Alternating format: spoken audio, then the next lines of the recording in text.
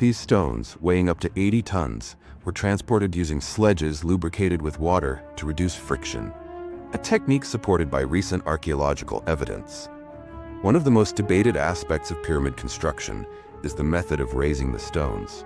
Straight ramps, extending from the ground to the pyramid's apex, these ramps would require massive amounts of material and space.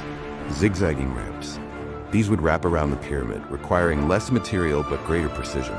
Internal ramps, proposed by French architect Jean-Pierre Houdin. This theory suggests that ramps inside the pyramid's structure facilitated construction.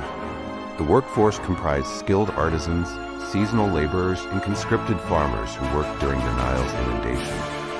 Far from slaves, these workers lived in well-organized settlements with access to food, medical care, and even beer. Hieroglyphic inscriptions and graffiti found near the pyramids reveal pride in their work, with teams adopting names like Friends of Khufu or Drunkards of Menkaure.